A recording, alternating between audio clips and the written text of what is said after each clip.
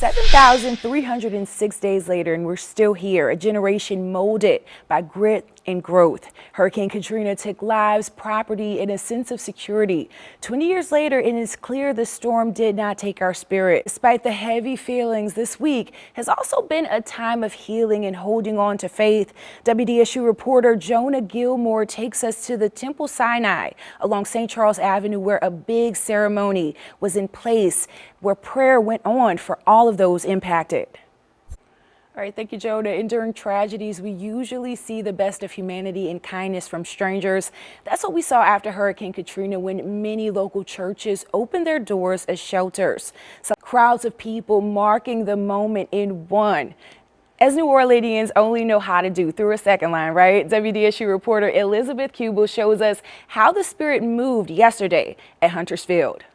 Definitely a good celebration there. And the second last celebration continues with an event in Slidell, where neighbors and local leaders are gathering to recognize first responders, volunteers, and recovery teams who helped to rebuild the city. If you're looking to learn more about housing resources and how the community is rebuilding, there's an event happening today in the lower 9th Ward.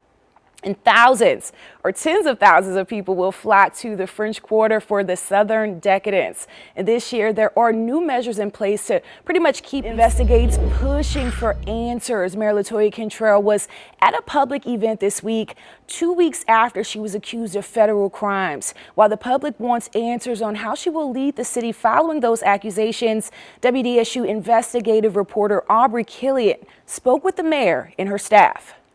Oh my gosh. Okay, Chuck E. Cheese has been arrested. Well, at least an employee portraying Chuck E. Cheese. 41 Missouri is joining the race to redraw congressional maps. It's actually part of a growing national battle to gain a competitive advantage ahead of next year's midterm elections. Washington correspondent Jackie DeFusco joins us from the White House. And Jackie, President Trump is pretty much driving this push, right?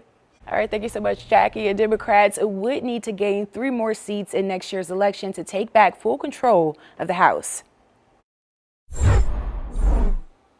Time now is 9:23. You might remember a story surfacing from Hurricane Katrina that many refer to as an act of heroism, about a man stealing a school bus to rescue people from flooding. I actually had the chance to speak with Jabbar Gibson about his story and where he is today, in a story only on 6. And Jabbar Gibson says he's also working on a film documenting his life story and his journey during Hurricane Katrina, while also working on his appeal. We'll continue to keep you updated on this. WDSU News This Morning starts right now. Good morning, and thank you so much for waking up with us for WDSU News This Morning. I'm Shay O'Connor. We'll get to your headlines in just a moment, but first, let's talk weather. Stories of recovery, resilience, and rebirth. 2 decades after Hurricane Katrina ravaged our nation, our community is reflecting on the heartbreak and the lives lost while looking at the progress in the future. The events continue with the citywide summit. Local leaders, experts, and community members are coming together to reflect on what's been learned. A lifetime after the storm, and there's significant progress that you can see, but it's also evident that help is needed more now than ever, especially when it comes to future storms. WDSU reporter Ariel Brumfield explains the building on St. Claude Avenue, it now dedicated to lending a helping hand.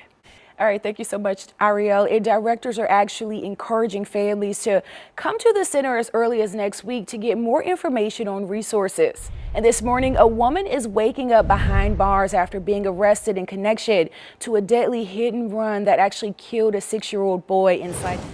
And President Donald Trump's sweeping tariffs are facing a major legal setback.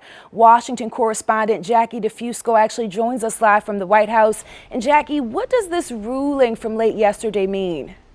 And Jackie, if the Trump administration ultimately loses this case, what would happen next? Yeah, Jackie, one more question for you. Which tariffs are not being impacted by this case? Yes, Shay. And as college football starts this weekend, you may be looking to tailgate, but tariffs could make those staples a little higher. And while we're on the topic of college football, the LSU Tigers will actually be taking on the Clemson Tigers tonight in a highly anticipated match. Time now is 9:43. Khalil Bryan, who was mistakenly released from Orleans Parish Justice Center, is back behind bars in New Orleans. We're also following the latest details about the suspect police say opened fire during a mass at a Minneapolis school, killing 2 children and injuring 18 others. It marked 1 week since a massive explosion in Roseland. It left black oil residue across that area and hundreds without jobs. WDSU's Jasmine Franklin reports from Roseland as residents are still feeling the impact from the fire. Now, our next newscast is actually at 5 p.m. To watch our news live wherever you are, you can download the free WDSU News app. It's free to download on all Apple devices and Android devices. See you soon.